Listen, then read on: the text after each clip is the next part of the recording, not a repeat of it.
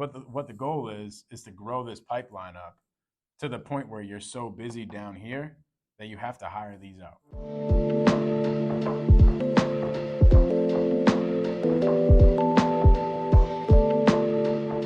So here's how the pipeline works. Okay.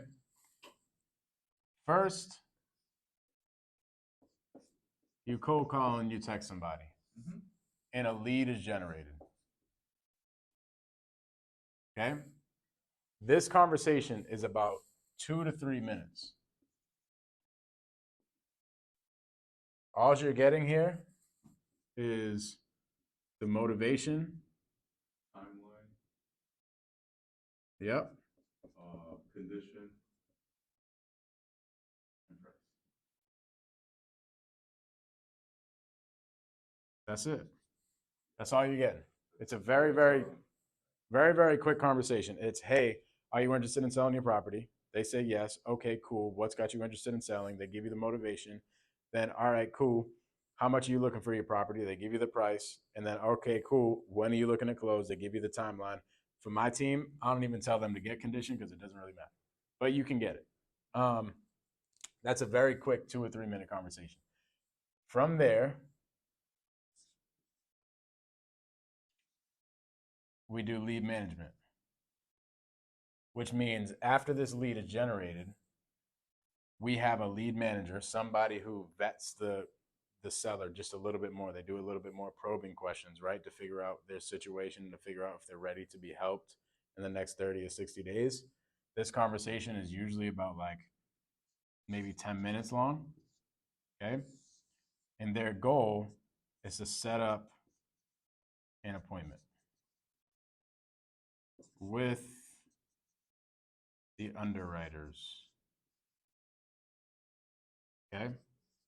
So their goal is to hop on the phone, just say, hey, you talk to my assistant Erica about selling this property on 123 Main Street. I'm actually the secretary here over at Silver Homes. I set the appointments for the underwriters. Not sure if that's something that you're ready for just yet, but I'll be talking to you from here on out until you're ready. Could you just give me, the rundown of what you and Erica went over? And then they start getting into the weeds of like, hey, what is the situation? And they start asking probing questions like, have you talked to a realtor? What are you looking to accomplish? All these questions that are a little bit more deep into the situation. Up here, we might have got like, okay, yeah, I want to sell my property because my tenants haven't been paying rent. It's a very like high level type of motivation, right? But there's a lot of stuff that comes along with that. Okay, they haven't been paying rent, but for how long? Have you started the eviction process?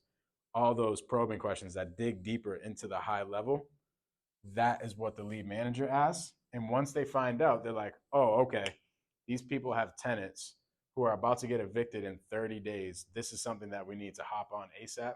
They set the appointment for the acquisition manager.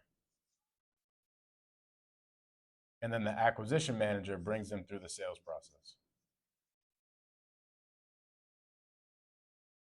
Okay.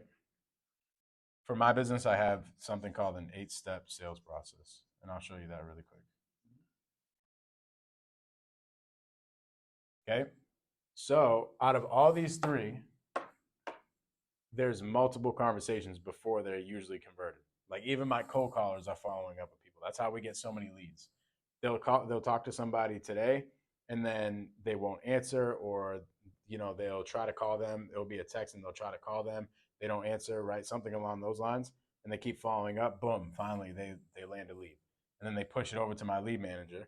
Same thing. My lead manager might put them in a follow up for a month because they're not ready to be helped yet in the next 30 or 60 days, or they might be ready, and boom, they go right over to acquisitions. But there's multiple follow ups in every single category. So for this, the main thing that we care about up here in lead gen is the motivation. Do they have motivation to sell their property?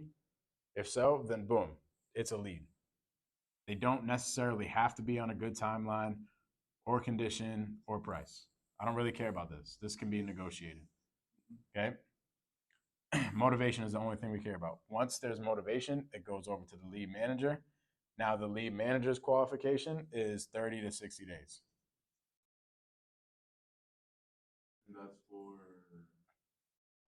In order for them to do this, to push it to our acquisitions team, they have to have a conversation with the lead and extract some information that says, hey, I'm ready to be helped in 30 or 60 days, somewhere between that timeline.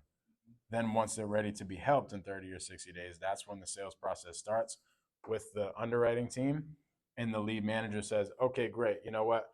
We want to get you over an offer. I'm going to get you over to my underwriters. They're on on-site appointments for the rest of the day. They'll give you a shout tomorrow between 9:30 and 11:30. And then the underwriters come in during the day. The acquisition managers, they come in and they see, I have 5 calls to make in the morning that my lead manager set me up with. And these are people that they haven't talked to yet, and they got to bring them through the sales process. So I tell you this because if you're doing this by yourself, all 3 of these are different hats, and they're all different departments. You know what I mean? And they need to be always fulfilled. So I see a lot of people doing this. I see a lot of people generating leads when they're doing this on their own, and they'll end up having a 30-minute conversation with a lead, and then that takes away from time from generating more leads.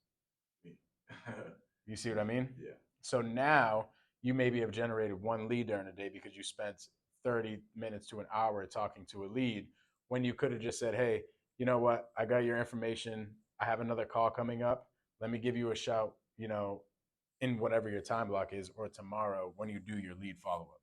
And that's when you time block some time to really go in depth with the conversation, because you got to go get back on the phones and generate leads. Okay. So once all are ticked, well, mostly the motivation, not hang up, but like, wrap it listen, up. Yeah, wrap it up and get on to the next call. So you don't recommend doing all those in one call? Hell no. You'll never you'll never call somebody. I mean, you could, like, it could happen. You cold call somebody and you land a contract, but most likely you're gonna go through these steps, and there are gonna be multiple conversations. So when I first found out about wholesaling, Mhm. I was told, start with the for sale by owners, and that one's like, quick and go through them. Yeah. I got 3 houses under contract just with that one phone call, or maybe He's 2. doing that. Okay. But I got them for too high, so that's probably it. But if I would have probably gone to this. No, but I'm asking you, Justin, you did all that? Well, I In one got the call? motivation, the price. They told me do 70% of their asking. Mhm. So I said 70%. They agreed upon it, and then I sent them over. Yeah, so you did all that. That's why. Yeah. That's not bad. I didn't know that you find it better to just fuck it. No, well, this one seems more Sure. organized. So there's a day, obviously, for us, there's going to be a day where we can call back the leads and just follow up with them. And then, Yeah, time block some time. This is what I would do. I would time block every single day, like maybe 2 hours a day dedicated to lead gen, maybe an hour or 2 a day for lead management, and an hour or 2 a day for closing.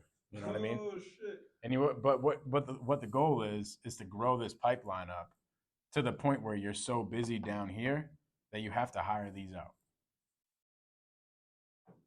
You see what I mean? Good.